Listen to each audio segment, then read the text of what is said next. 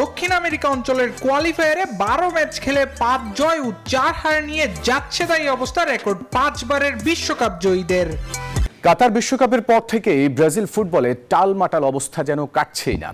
মাঠের ফুটবলে একেবারেই নিজেদের মেলে ধরতে পারছেন না ফুটবলাররা। তাই দেশের ফুটবলের উন্নয়নে কাজ করার লক্ষ্যে ব্রাজিল ফুটবল কনফেডারেশনের সভাপতি পদে নির্বাচন করার ঘোষণা দিলেন কিংবদন্তি ব্রাজিলিয়ান ফুটবলার রোনালদো নাজারিও।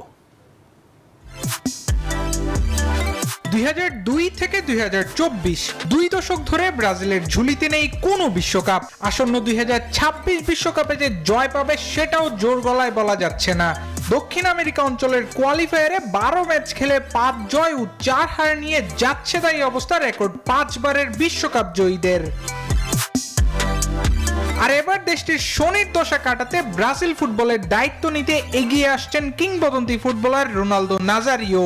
বেশ কিছুদিনের নানামুখী গুঞ্জনকে সত্যি করে আনুষ্ঠানিকভাবে সোমবার ব্রাজিল ফুটবল কনফেডারেশনের সভাপতি নির্বাচনে প্রতিদ্বন্দ্বিতার ঘোষণা দিয়েছে সর্বকালের অন্যতম সেরা স্ট্রাইকার।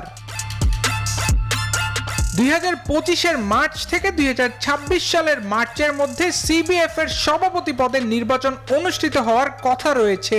এর মধ্যে রোনালদোর এমন ঘোষণা নির্বাচনী উত্তাপের আগুনে ঘি ঢেলেছে। সভাপতি পদে নির্বাচন করতে রোনালদোর অন্তত 4টি স্টেট ফেডারেশন এবং ক্লাবের সমর্থন প্রয়োজন। সেই সমর্থন জোগাড়ে ব্রাজিল জুড়ে চষে বেড়ানোর ঘোষণা দিয়েছেন তিনি। এই সফরে সমর্থন আদায়ের জন্য রোনালদো সকলকে রাজি করানোর চেষ্টা করবেন বলে জানিয়েছেন।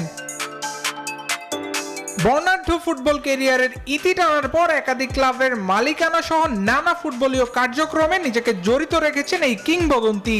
তাতেই ব্রাজিল ভক্ত সমর্থকেরা আশায় বুক বেঁধেছেন রোনালদোর সভাপতি হওয়ার পর তার হাত ধরেই সুদিন ফিরবে ব্রাজিলের ফুটবলে। আলদাইয়ান, নিউজ 24।